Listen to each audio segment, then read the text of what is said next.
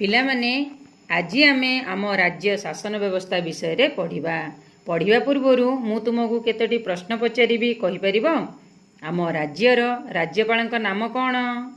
ଆମ ରାଜ୍ୟର ରାଜ୍ୟପାଳଙ୍କ ନାମ ହେଲା ଶ୍ରୀଯୁକ୍ତ ପ୍ରଫେସର ଗଣେଶୀଲାଲ। ଆଚ୍ଛା କହିଲ ଦେଖି, ଆମ ମୁଖ୍ୟମନ୍ତ୍ରୀଙ୍କ ନାମ କ'ଣ? ଆମ ମୁଖ୍ୟମନ୍ତ୍ରୀଙ୍କ ନାମ ହେଲା ଶ୍ରୀଯୁକ୍ତ ନବୀନ ପଟ୍ଟନାୟକ। ଆମ ଶିକ୍ଷାମନ୍ତ୍ରୀଙ୍କ ନାମ କ'ଣ କହିଲ ଦେଖି? ଆମ ଶିକ୍ଷାମନ୍ତ୍ରୀଙ୍କ ନାମ ହେଲା ଶ୍ରୀଯୁକ୍ତ ସମୀର ରଞ୍ଜନ ଦାସ।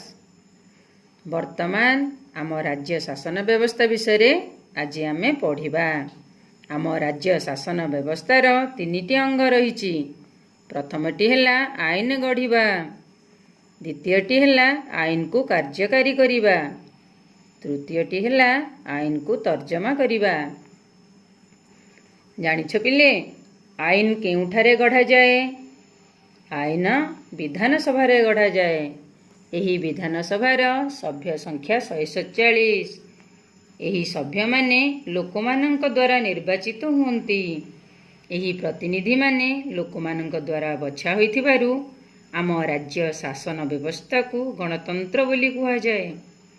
ରାଜ୍ୟ ବିଧାନସଭାର ସଂଖ୍ୟାଗରିଷ୍ଠ ଦଳର ନେତାଙ୍କୁ ରାଜ୍ୟପାଳ ମୁଖ୍ୟମନ୍ତ୍ରୀ ରୂପେ ନିଯୁକ୍ତି କରନ୍ତି।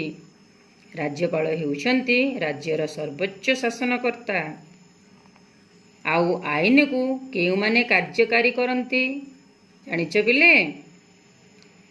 ଆଇନକୁ ମନ୍ତ୍ରୀ ପରିଷଦ ଓ ଶାସନ ସଚିବ କାର୍ଯ୍ୟକାରୀ କରନ୍ତି। ମୁଖ୍ୟମନ୍ତ୍ରୀଙ୍କ ପରାମର୍ଶ କ୍ରମେ କ୍ୟାବିନେଟ୍ ମନ୍ତ୍ରୀ, ରାଷ୍ଟ୍ରମନ୍ତ୍ରୀ ଓ ଉପମନ୍ତ୍ରୀ ନିଯୁକ୍ତ କରନ୍ତି। ସବୁ ମନ୍ତ୍ରୀ ମିଶି ମନ୍ତ୍ରୀ ପରିଷଦ ହୁଏ।